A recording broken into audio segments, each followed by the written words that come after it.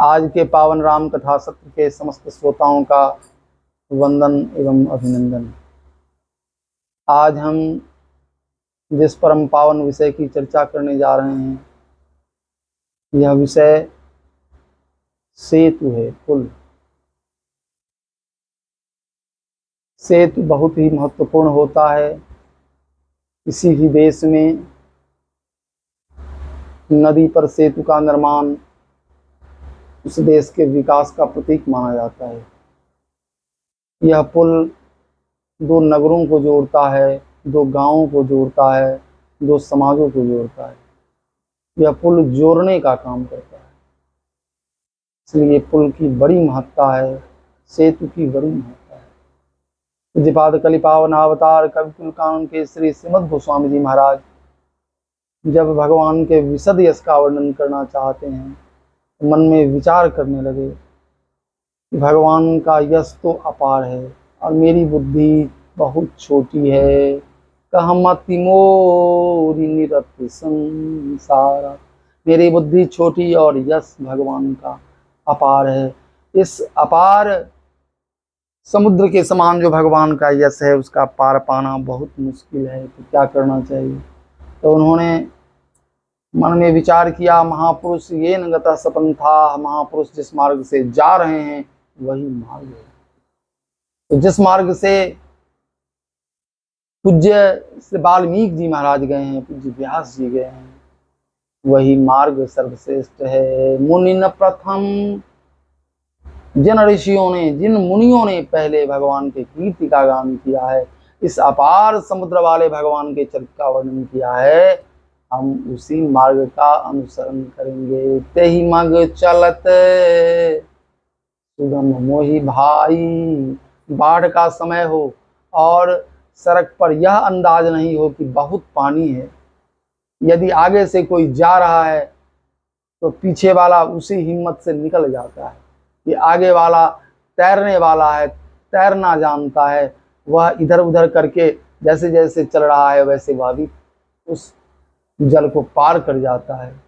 तो महापुरुष का अनुगमन जो है, यही श्रेष्ठ मार्ग है। इसी मार्ग से चलकर हम जीवन में सफल हो सकते हैं। भगवान ने कहा गीता में कि अर्जुन, मैं एक क्षण विश्राम नहीं करता हूँ, मेरे लिए संसार में कुछ भी अप्राप्त नहीं है, सब कुछ प्राप्त है, फिर भी मैं बैठता नहीं।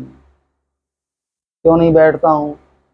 इसलिए कि मैं यदि बैठ जाऊंगा, आलसी हो जाऊंगा, तो मेरी आने वाली पीढ़ी आलसी हो जाएगी, सब लोग अकर्मण्य हो जाएंगे, कोई कुछ काम नहीं करेगा, बस शो करके जो है सो अपना समय बर्बाद करेगा। इसलिए मैं हमेशा कर्म में लगा रहता हूँ। यदि हम न वर्ते हम जातु कर्म अतन्वृतः, आलस्य छोड़कर, प्रमाद छोड़कर, अतन्वृतः मम वर्तमान वर्तन्ते मनुष्या पार्थ सर्वश। पर मैं जिस लकीर को खींचता हूँ, जिस मार्ग से चलता हूँ, उसी मार्ग से लोग चलते हैं। गोस्वामी जी ने भी देखा कि ऋषियों ने, मुनियों ने जो मार्ग बताया है भगवान के विशद यश के वर्णन करने का, हम भी उसी मार्ग का अनुसरण करेंगे, क्योंकि मेरी बुद्धि संसार में निरत है और भगवान का चरित्र पार, तो हम उसी मार्ग से चलेंगे। ते ही मग चलत सुगम, सुगम माने आसान, सरल, सुगम मोहि भाई, अति अपार जे सरित वर, जौनप सेतु कराई, चढ़ पिपील कहू परम लघु, बिनु श्रम पार जान। भक्ति में दैन्य की बहुत बड़ी महत्ता है। दीन भाव जिसके जीवन में है, भगवान दीन बंधु दीनानाथ उस पर बहुत जल्दी कृपा करते हैं।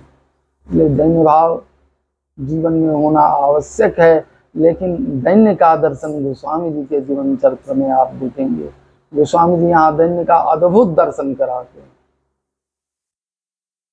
नाना पुराणों के विद्वान, शास्त्रों के, वेदों के पारंगत विद्वान होने के बाद भी गोस्वामी जी महाराज की दैन्यता दर्शनीय है, देखने में बनती है। गोस्वामी जी ने कहा कि भगवान का चरित्र अपार, अति अपार, लेकिन यहाँ समुद्र से तुलना नहीं की। कोई चीज़ से तुलना नहीं की? समुद्र से। क्यों? क्योंकि समुद्र पर पुल बांधना एक दुष्कर कार्य है, कठिन कार्य है, संभव नहीं। इसलिए भगवान के चरित्र को यहाँ सरितवर से तुलना किया। किससे तुलना किया?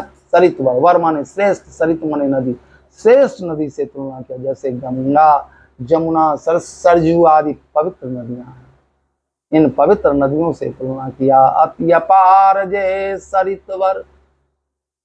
यदि कोई राजा उस पर पुल का निर्माण करा देता है, कोई प्रधानमंत्री, राष्ट्रपति उस पर पुल का निर्माण करा देते हैं, तो इसका क्या फायदा होता है? सब लोग वैसे क्या करता है, ये पुल जोड़ देता है, दो गांवों को, दो समाजों को जोड़ता है, दो नगरों को जोड़ देता है।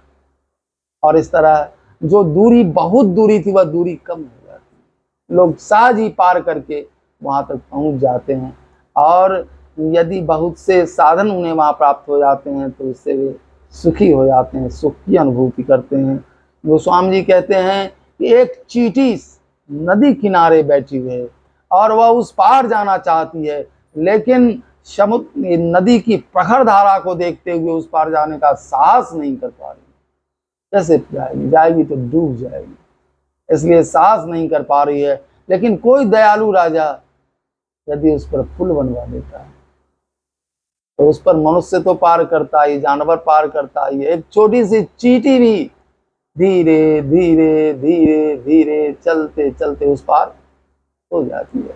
गोस्वामी जी ने कहा भगवान का चरित्र अपार है।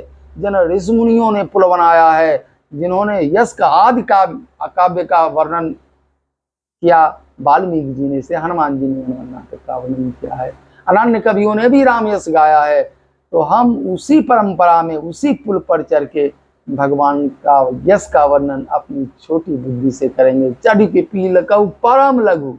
चींटी बड़ी भी होती और छोटी भी, छोटी चींटी होती है जो चीनी में लगती है, तो वह चींटी भी पार कर जाती है। चढ़ के पील को परम लघु बिनु श्रम पारन जान। और कोई श्रम नहीं लगता, धीरे धीरे जाके पार कर जाती है।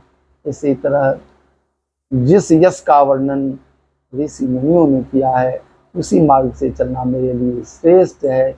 और मेरे जैसा दीनहीन, मेरे जैसा अल्प बुद्धि वाला प्राणी भगवान के यश का वर्णन कैसे कर सकता था? लेकिन इस परंपरा को देखते हुए, इस लीक को देखते हुए, इस रास्ते को देखते हुए, इस सेतु को देखते हुए मैं भी पार कर जाऊंगा।